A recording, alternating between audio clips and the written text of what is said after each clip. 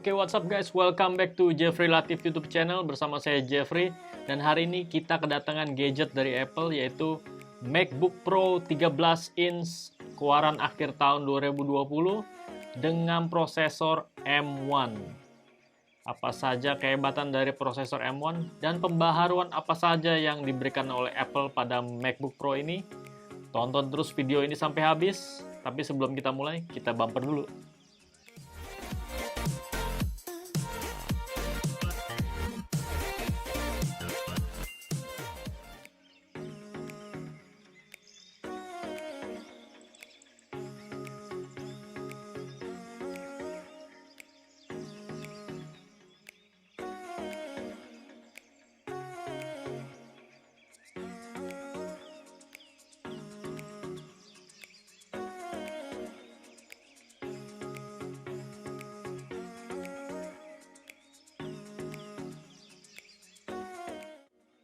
Oke guys, sekarang kita unboxing terlebih dahulu ya. Kotaknya seperti ini, tidak ada perubahan, sama seperti MacBook Pro sebelumnya.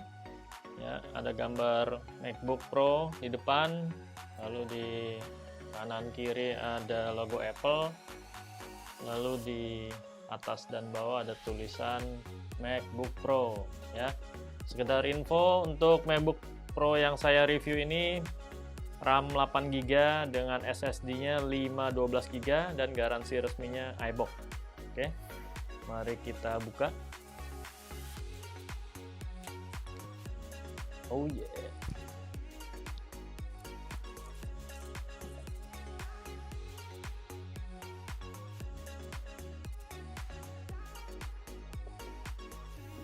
Oke guys, ini dia MacBook Pro-nya. Saya pinggirkan terlebih dahulu. Lalu dalamnya ada apa saja? Ada kabel USB to USB ya, kurang lebih panjangnya 2 meter. Lalu ada buku panduan ya, lalu ada dapat stiker Apple ya. Karena MacBook-nya warna space gray, stiker Apple-nya juga space gray. Mantap, keren. Lalu ada power adapter ya, yang wattnya 61 watt ya, dan kepalanya sudah kaki 2 yang biasa digunakan di Indonesia.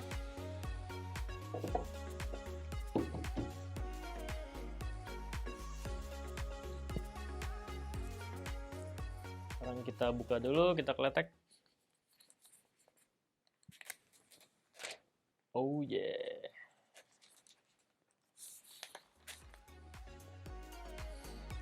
Aduh, cantik bener. Wow. Simple, elegan, manis. Memang ya produk Apple ya semuanya ya begini. Mau iPhone, mau iPad, mau MacBook. Ya dia selalu modelnya bagus, bahannya juga bagus ya. Bahannya dari aluminium nih, dari bodi bawah, bodi atas, semuanya aluminium. Oke, jadi itu saja paket pembelian 1 unit MacBook Pro, kabel USB Type-C dan power adapter. Oke guys, sekarang mari coba kita buka MacBook Pro-nya.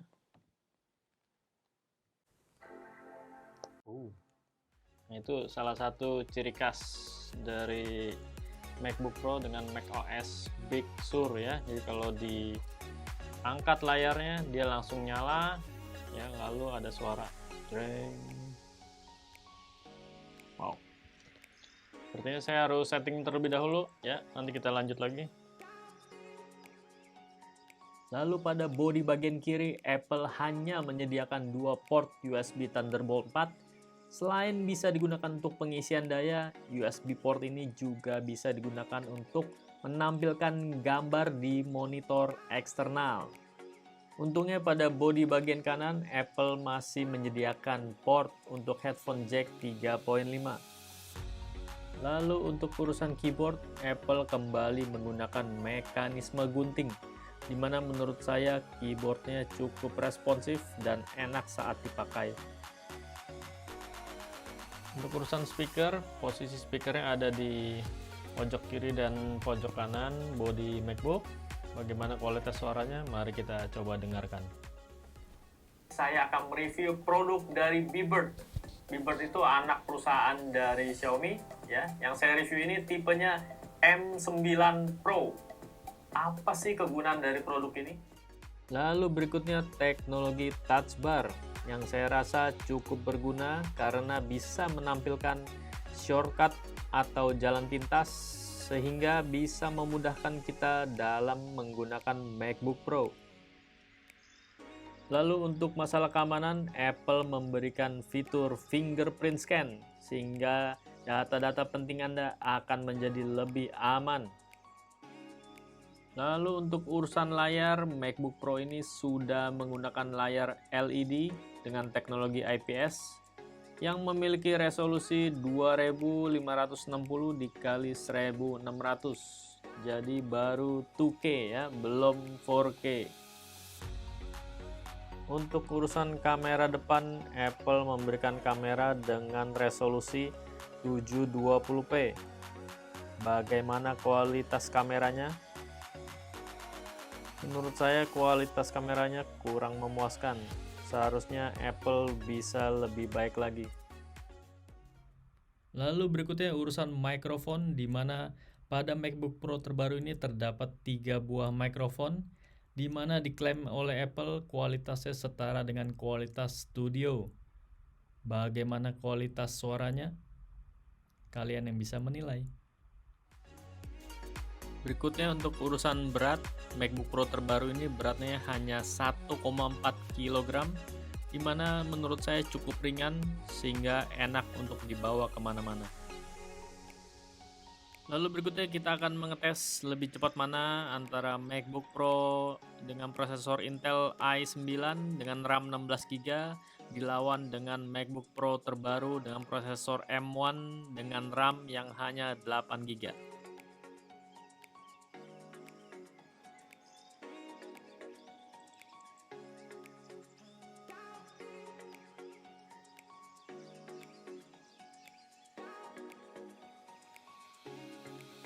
Hasilnya cukup mengejutkan. MacBook Pro terbaru sudah selesai lebih dahulu. Ya, sekarang MacBook Pro 16 inch baru selesai. Jadi ada selisih kurang lebih 6 detik. Lalu apa istimewanya prosesor M1 yang diciptakan oleh Apple ini? Yang pertama yaitu prosesor M1 berbasis ARM base. Ya, kalau prosesor dari Intel berbasis x86. Karena prosesor M1 berbasis ARM base, berarti base-nya sama seperti iPhone dan iPad. Otomatis aplikasi-aplikasi yang ada di iOS, ya, yang ada di iPhone dan di iPad, kedepannya akan bisa dijalankan di MacBook. Ya, apalagi kemarin Apple baru meluncurkan iPad dan iMac dengan prosesor M1. Jadi nanti kedepannya ya kalian bisa pikirkan ya rencana besar Apple, semua aplikasi bisa dijalankan di MacBook, di iPhone, di iPad, di iMac. Lalu keunggulan yang kedua yaitu prosesor M1 sudah sistem on chip. Sistem on chip maksudnya kalau prosesor yang terdahulu itu CPU sendiri, GPU-nya sendiri, ada yang integrated, ada yang pisah ya. Lalu RAM sendiri ya, audio apa semua sendiri. Nah, sedangkan kalau prosesor M1 sistem on chip, semuanya CPU, GPU, audio, RAM semuanya dijadikan satu. Lalu keunggulan yang ketiga yaitu prosesor M1 ini pabrikasinya sudah 5 nanometer, sedangkan prosesor dari Intel masih 10 nanometer. Jadi makin kecil nanometernya makin bagus, makin tinggi. Potensi untuk kecepatan dan efisiensi dayanya semakin bagus.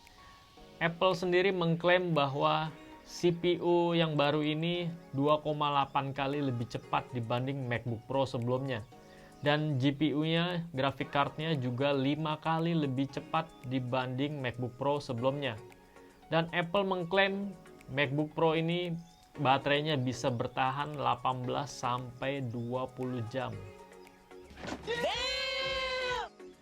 Lalu untuk urusan warna tersedia dua pilihan warna, yaitu warna silver dan warna space gray. Untuk urusan harga, di Indonesia tersedia dua pilihan harga. Yang pertama yaitu di harga 22 juta dengan SSD 256GB, atau pilihan yang kedua dengan harga 25 juta dengan SSD 512GB. Ya, untuk pilihan RAM hanya ada satu pilihan, yaitu RAM 8GB. Tapi kalau di Apple Store Singapura, RAM-nya ada pilihan yang 16GB.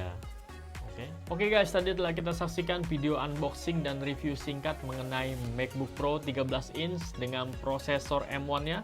Mudah-mudahan video ini bisa bermanfaat untuk kalian, terutama bagi kalian yang sedang ingin membeli MacBook Pro. Jangan lupa subscribe channel ini untuk mendapatkan info-info terbaru seputar gadget dan audio. Sampai bertemu pada video saya selanjutnya, yaitu mengenai aksesoris-aksesoris apa saja yang harus kalian miliki jika kalian membeli MacBook Pro. Oke, sampai jumpa. Goodbye.